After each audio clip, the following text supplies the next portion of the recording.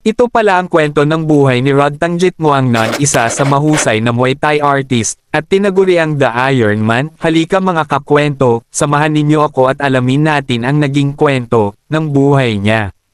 Si Rodtang Jitmuangnon, na ipinanganak bilang Tinakorn, Shrisawat, noong July 23, 1997, ay isa sa pinakatanyag na Muay Thai fighters sa makabagong panahon. Kilala sa buong mundo bilang The Iron Man, ang kanyang buhay ay isang klasikong kwento ng pag-ahon mula sa kahirapan, mula sa matinding hirap sa probinsya ng Thailand hanggang sa pandaigdigang entablado ng One Championship.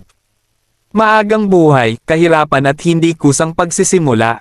Ipinanganak si Rodtang sa Pattayam District ng Phat Halong, Southern Thailand, sa isang pamilyang may 12 miyembro. Buhay na puno ng hirap, ang kanyang mga magulang ay nagtatrabaho bilang rubber tappers na may hindi regular na kita. Bilang bata, nangangalap siya ng basura para kumita at sama-sama sa kanyang ina sa mga burol upang maghugas ng pinggan kapalit ng pagkain o maliit na bayad. Hindi kusang mandirigma, hindi tulad ng ibang alamat, si Rodtang ay isang mahiyain at umiiwas sa gulo noong bata pa.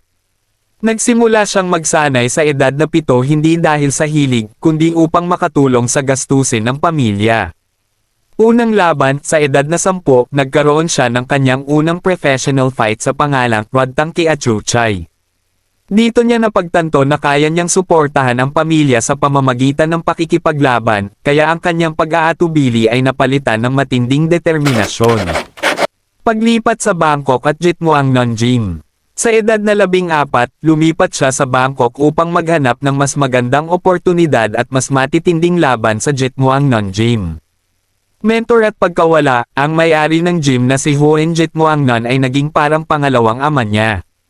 Nang ito'y pumanaw, tumulong si Rodtang sa pamilya nito at sa pagpapatakbo ng gym habang patuloy ang kanyang pagsikat.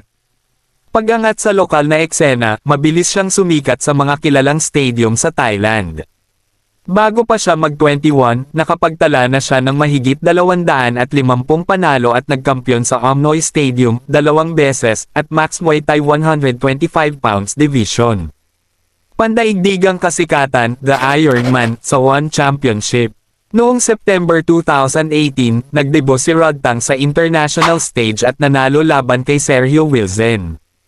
Ang kanyang agresibong estilo, na tila kayang tumanggap ng suntok habang nakangiti, ang nagpasikat sa kanya sa buong mundo.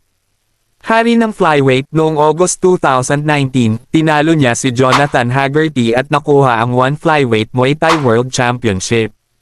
Matibay na paghahari, ilang beses niyang naipagtanggol ang titulo laban sa mga kilalang kalaban tulad nina Petchdam Petchindi Academy, Walter Goncalves, at Joseph Lasiri. Mga huling taon, noong 2024, tinanggalan siya ng titulo dahil sa hindi pagpasok sa timbang bago ang laban kay Jacob Smith. Gayunpaman, nanalo pa rin siya sa laban at patuloy na naglalayong mabawi ang kanyang kampyonato. Personal na buhay at pagbabago ng pananampalataya. Pag-aasawa at pananampalataya, noong 2023, pinakasalan niya ang kapwa fighter na si Aida Luksaikungdin. Matapos ang kanilang kasal, siya ay nagbalik loob sa Islam bilang pagsunod sa relihiyon ng kanyang asawa. Edukasyon, noong June 7, 2025, ginawaran siya ng Honorary Master of Education sa Physical Education and Sports Management mula sa Toksan University bilang pagkilala sa kanyang kontribusyon sa sports. Nagustuhan nyo ba ang ating video mga kakwento? Wag mo naman kalimutang i-like ang video natin at i-follow mo na rin ako, para updated ka sa mga bagong video natin at i-comment mo na rin dyan sa baba kung saan lugar ka para alam ko kung saan nakarating ang ating video. Salamat!